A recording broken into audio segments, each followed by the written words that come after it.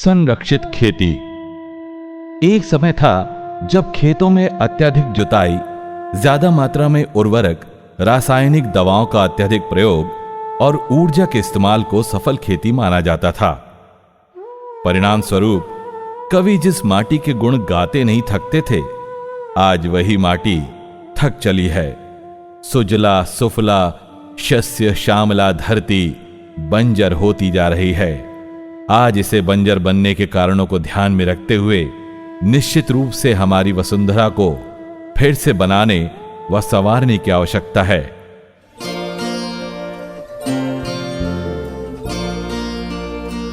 आज वक्त बदल रहा है और कृषि के विकास के साथ साथ प्राकृतिक संसाधनों और पर्यावरण का ख्याल प्राथमिकता से रखा जा रहा है, ताकि खेती की लागत कम होने के साथ पर्यावरण पर भी इसका बुरा प्रभाव ना हो। तो इस हेतु वैज्ञानिक प्रयासों ने एक कारगर नई तकनीक सामने आई है एवं इस नई खेती की तकनीक को संरक्षित खेती कहते हैं।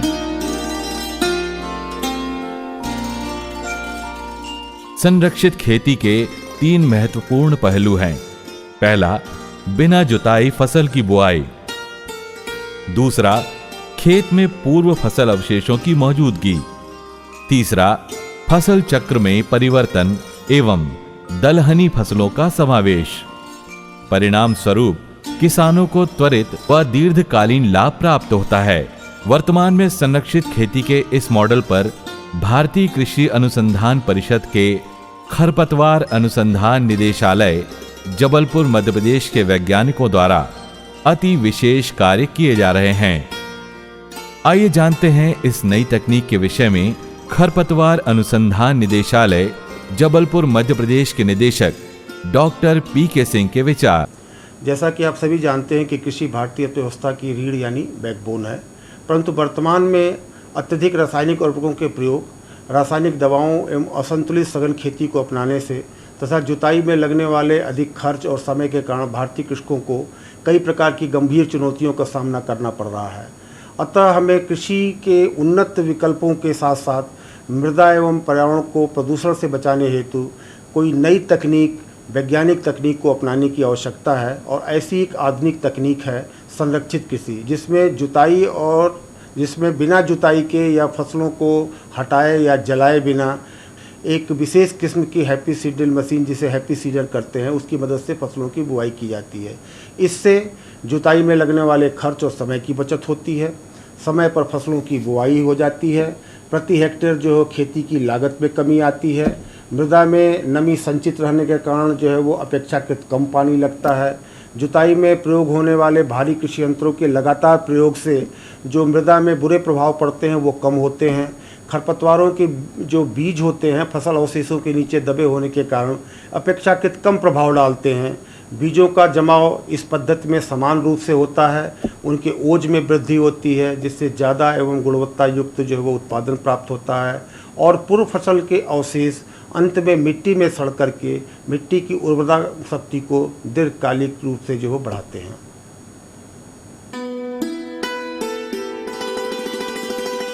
हमारे कृषक पारंपरिक खेती में यह मानते हैं कि खेतों में जुताई जितने अच्छे तरीके से की जाए, फसलोत्पादन उतना ही अच्छा होगा। लेकिन यह सच नहीं है।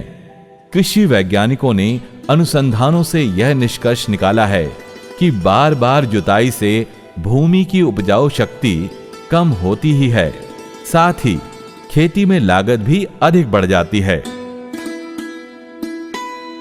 इस विधि में पूर्व फसल को कटाई के बाद भूमि को फसल अवशेषों के साथ वैसा का वैसा ही छोड़ दिया जाता है। नई फसल हेतु एक खास तरह का बुआई यंत्र हैप्पी सीड ड्रिल की मदद से खेत की मिट्टी में चीरा करके बीजों को एक निश्चित दूरी एवं गहराई में बो दिया जाता है। इसका सबसे महत्वपूर्ण पहलू है, इसमें न केवल मेहनत बचती है, बल्कि भूमि की बार बार जुताई एवं तैयारी करने में खर्च होने वाले व्यय, समय एवं ऊर्जा की बचत होती है और बुआई समय पर हो जाती है। संरक्षित खेती को अपनाने में फसल समय पर तैयार हो जाती है, जिससे अगली फसल की तैयारी हेतु पर्याप्त समय मिल जाता है।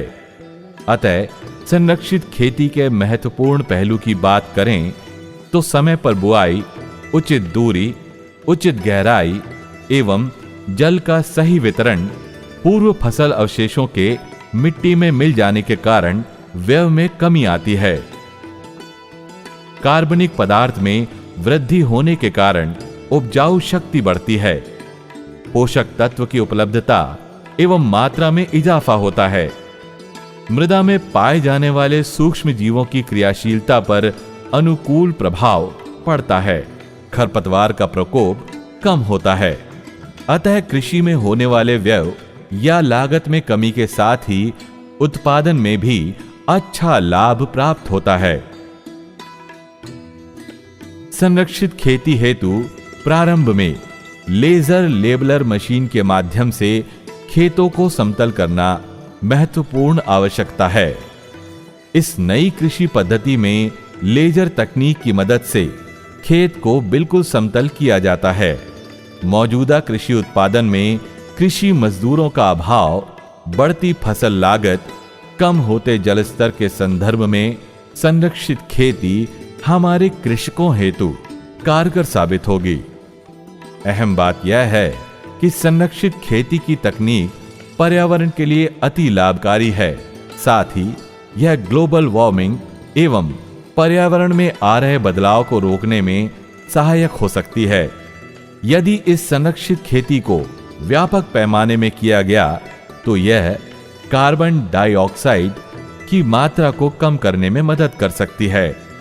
आइए जानते हैं 4-5 वर्षों से लगातार संरक्षित खेती को अपनाकर लाभ प्राप्त करने वाले जागरूक एवं युवा कृषक के विचार।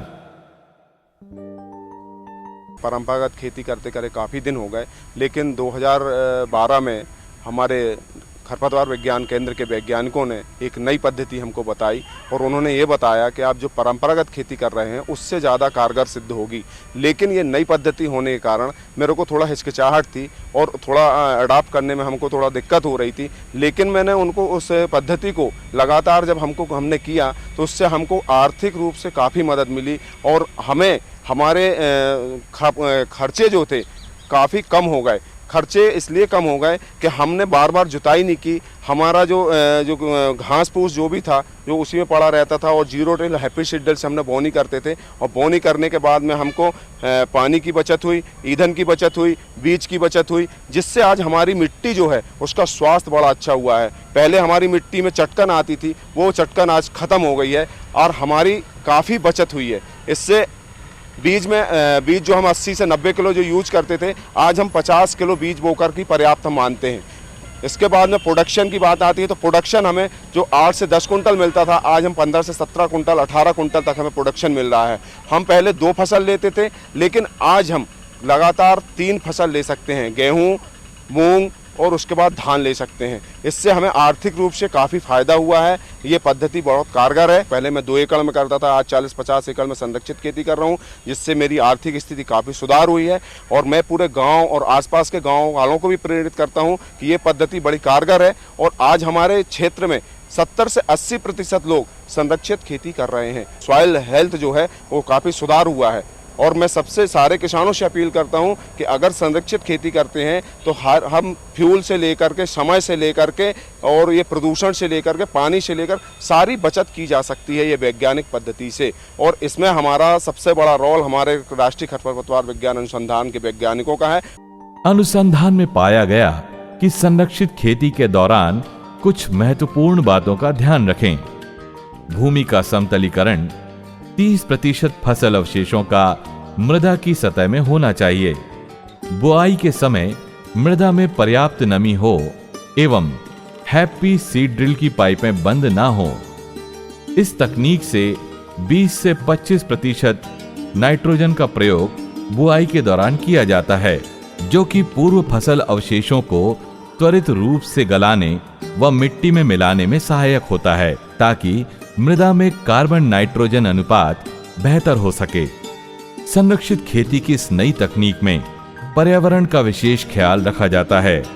अतः हमारे कृषक भाई संरक्षित कृषि की महत्वपूर्ण एवं कारगर पद्धति को अपनाकर स्वस्थ भूमि कृषक, परिवार व समाज का विकास, बेहतर उत्पादन एवं वातावरण को सुधारने की दिशा में अग्रसर होंगे। धन्यवाद।